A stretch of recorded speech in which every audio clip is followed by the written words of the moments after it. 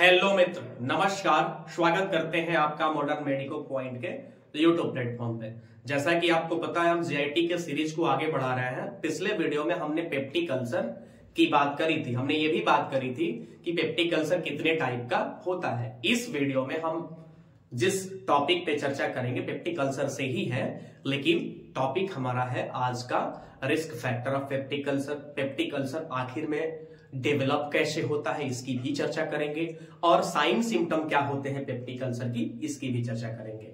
यानी I am going to put the heading सबसे पहले पेप्टिक अल्सर। क्या हम हेडिंग लगा रहे हैं? Peptic ulcer. पेप्टिक अल्सर सबसे पहला टॉपिक जिसकी हम चर्चा करेंगे वो है mechanism of developing peptic ulcer. इसका मतलब यह है कि आखिर पेप्टिक अल्सर डेवलप होता कैसे है। ठीक है, दूसरे टॉपिक में हम चर्चा करेंगे risk factor of peptic ulcer. तीसरा और सबसे लास्ट टॉपिक इस वीडियो का जो होगा वो ये है कि साइन सिम्टम पेप्टिक अल्सर के क्या होंगे। ठीक है, सबसे पहला going to put the heading mechanism of peptic ulcer. Mechanism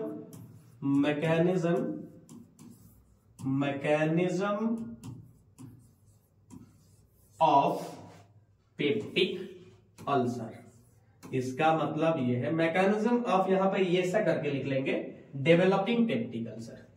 mechanism of developing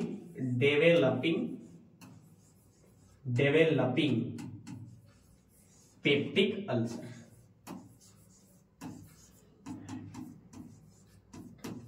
देखिए, आपको तो इतना बात पता ही है कि पेप्टिक अल्सर में होता यह है कि सोर बन जाते हैं, लीजन बन जाते हैं, इन्फ्लेमेशन हो जाता है जीआईटी के वॉल पे, चाहे स्टोमक में, चाहे इसोफेगस में, या चाहे स्मॉल इंटेस्टाइन में।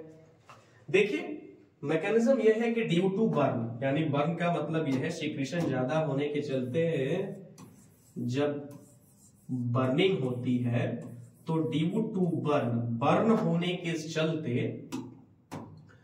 कर्लिंग अल्सर क्रिएट होता है। कर्लिंग अल्सर का मतलब टेम्पररी अल्सर जैसा सिचुएशन, कर्लिंग अल्सर इसका नाम इसलिए पड़ा है क्योंकि सबसे पहले कर्लिंग अल्सर 1842 में थॉमस कर्लिंग नाम के जो साइंटिस्ट थे उन्होंने सबसे पहले इस सिचुएशन को आइडेंटिफाई किया कि बर्निंग के चलते शोर होता है, इन्फ्लेमेशन बनती है, लीजन बन जाता है। ठीक है, बाद में यही परफोरेशन क्रिएट करता है। ठीक है, यानी कि Thomas curling was the first man who identified the situation of peptic ulcer in 1842. That's why it is named as curling ulcer. अब due to severe बर्निंग के चलते क्या होता है माफ कीजिएगा, प्लाज्मा वॉल्यूम डिक्रीज होती है। अभी हम mechanism of developing peptic ulcer की बात कर रहे हैं, यानी पेप्टिक अल्सर आखिर डेवलप होता कैसे है। ठीक है, प्लाज्मा वॉल्यूम डिक्रीज होती है, और प्लाज्मा वॉल्यूम के डिक्रीज होने के चलते यानी कि चलते आपको म्यूकोजल नेक्रोसिस देखने को मिलेगा। म्यूकोजल नेक्रोसिस बोले तो म्यूकोजल नेक्रोसिस का मतलब यह है कि म्यूकोजल लेयर का डिस्ट्रक्शन, उसकी क्षति।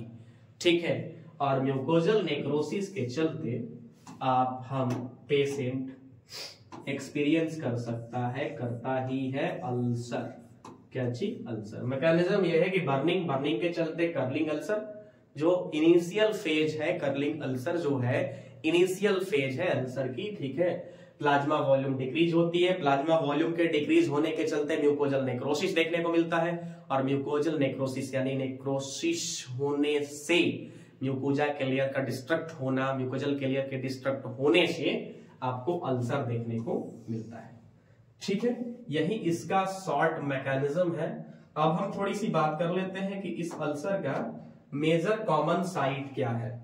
इस अल्सर का जो मेजर कॉमन साइट है वो मेजर कॉमन साइट, इस अल्सर का मेजर कॉमन साइट है प्रॉक्सिमल डुओडेनम। प्रॉक्सिमल डुओडेनम का मतलब first part, D part of duodenum, proximal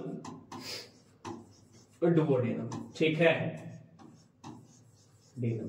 तभी तो हमने कहा था कि 80% केस इसी डुओडेनल अल्सर के मिलते हैं, ठीक है। 15% ही केस आपको मतलब रेयर है स्टोमक वाला गैस्ट्राइटिस, और 5% बहुत कम मतलब रेयरेस्ट केस आपको इसोफेजियल अल्सर का देखने को मिलता है, ठीक है। तो ये रहा स्लाइड। अब हम स्लाइड को चेंज करते हैं और आपको ये बताते हैं कि अल्सर का रिस्क फैक्टर क्या है, पेप्टिक अल्सर का रिस्क फैक्टर क्या हो सकता है। We are just going to discuss risk factor of peptic ulcer. Risk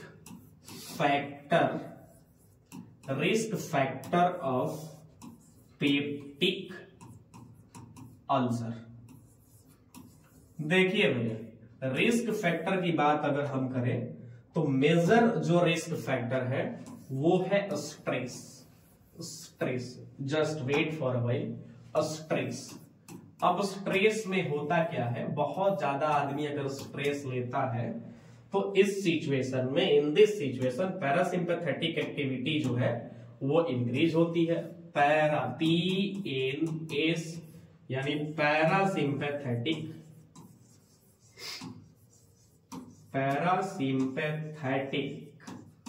activity क्या होगी, इंक्रीज होगी। और पैरासिम्पैथेटिक एक्टिविटी के इंक्रीज होने से यूरिन प्रोडक्शन, सलाइवेशन, और इसके साथ साथ स्टोमक के अंदर का जो एंजाइम और HCl का प्रोडक्शन है, जिसको हम यहां पे सिक्रीशन लिखेंगे, क्या होगा, secretion it will also increase. और सिक्रीशन के इंक्रीज होने के चलते फिर से म्यूकोजल लेयर का डिस्ट्रक्शन होगा, और in this situation to you में एक्सपीरियंस पेप्टिक अल्सर। आप इस सिचुएशन में भी पेप्टिक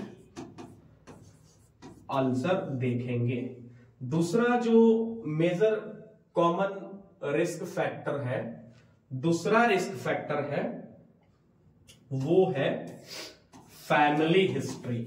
यानी कि अगर आपके फैमिली में आपके पिताजी को, आपकी अम्मा को, आपके दादा दादी, किसी को भी फैमिली हिस्ट्री में किसी को भी इस तरह का सिचुएशन हुआ है, तो आप में, आपके आने वाले जनरेशन में, आपके फैमिली में यह दिख सकता है। बहुत बड़ी बात ये नहीं है। और तीसरा जो मेन फैक्टर में आएगा, ये सभी के सभी मतलब मेजर रिस्क फैक्टर हैं। इसके ऐसा नहीं है कि इतने ही रिस्क फैक्टर हैं, बहुत सारे रिस्क फैक्टर हैं, लेकिन अभी आपको जो हम बता रहे हैं वो मेजर रिस्क फैक्टर के कैटेगरी में आते हैं। O positive blood group, O positive blood group. अगर आप हमसे पूछिएगा कि O पॉजिटिव ब्लड ग्रुप के पीछे का मैकेनिज्म क्या है, O पॉजिटिव ब्लड ग्रुप में क्यों पेप्टिक अल्सर का सिचुएशन देखने को मिलता है आपको, तो ये कभी हम चर्चा करेंगे वीडियो में, ठीक है ना। अभी इस मैकेनिज्म को ना ही जाने, कोई बहुत ज्यादा फायदा इस मैकेनिज्म को जानने का अभी नहीं है, ठीक है। ये सारे के सारे सिचुएशंस यानी रिस्क फैक्टर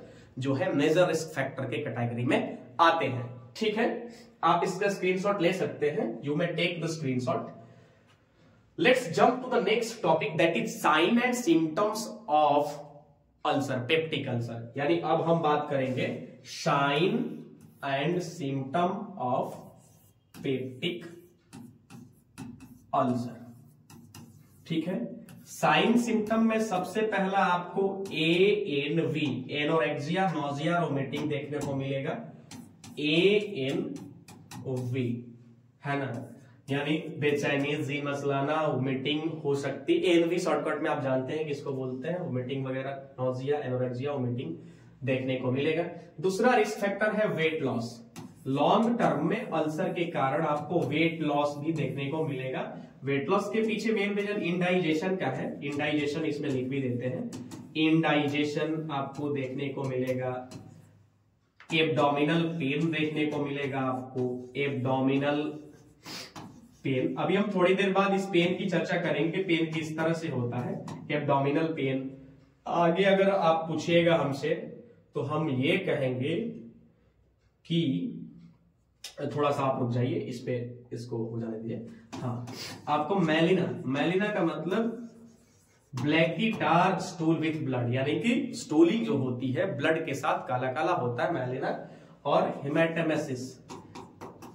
हिमेटेमेसिस मतलब ये कि वोमिटिंग विथ ब्लड, उल्टी के साथ खून आना। इसके बाद लो ग्रेड फीवर आपको हमेशा रह सकता है। लो ग्रेड फीवर के पीछे घाव, शोर, इन्फ्लेमेशन और साथ साथ दर्द का रोल बहुत ज्यादा है।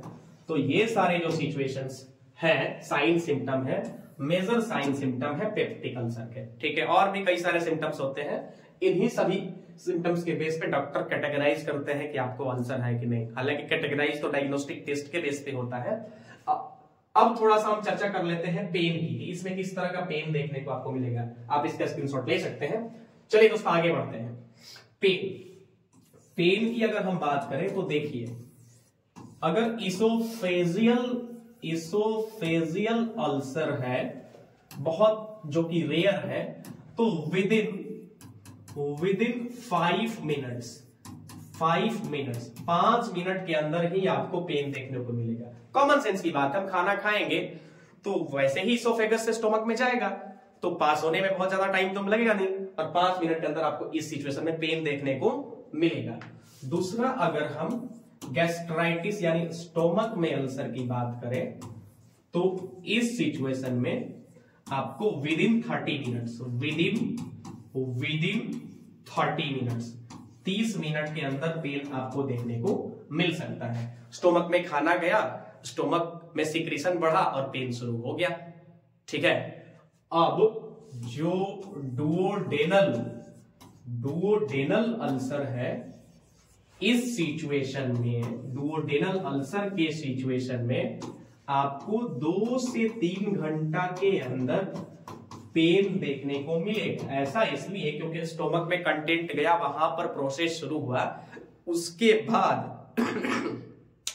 बाद जब पाइलोरिक स्फिंक्टर खुलेगा और इंटेस्टाइन में कंटेंट जाएगा, सिक्रीशन जाएगा, तो टाइम लगता है ना। तो उस सिचुएशन में 2 से 3 घंटा के अंदर आपको पेन देखने को मिलेगा। इस वीडियो में हम इतना ही रखते हैं। आगे आने वाले वीडियो में जीआईटी के सीरीज को हम आगे बढ़ाएंगे और पेप्टिक अल्सर पे जब चर्चा करेंगे, जब क्या इसके बाद की वीडियो में पेप्टिक अल्सर की ही चर्चा होगी, तो उसमें हम आपको डायग्नोस्टिक टेस्ट ऑफ बताएंगे पेप्टिक अल्सर, यानी कि डायग्नोस्टिक टेस्ट ऑफ अल्सर, जैसे एंडोस्कोपी वगैरह WBC को चेक कराते हैं, एंडोस्कोपी कराते हैं, ये बताएंगे। और इसके बाद हम डाइट बताएंगे, डाइट प्लान, पेप्टिक अल्सर का डाइट प्लान बताएंगे कि किस तरह के डाइट को लेना चाहिए, कौन सी चीजें हैं, कौन सी चीजें हैं जिनको हमें नहीं लेना चाहिए, उनको अवॉइड करना चाहिए। तो इसकी चर्चा हम आगे आने वाली वीडियो में करेंगे। अगर हमारा वीडियो इंफॉर्मेशनल लग रहा है, in order to the purpose of study लग रहा है, और लग रहा है कि नहीं वाकई में चीजें, कंटेंट जो है वो दमदार है, तो आप हमारे चैनल को सब्सक्राइब करें। अगले वीडियो में मिलते हैं। See you in the next video. धन्यवाद।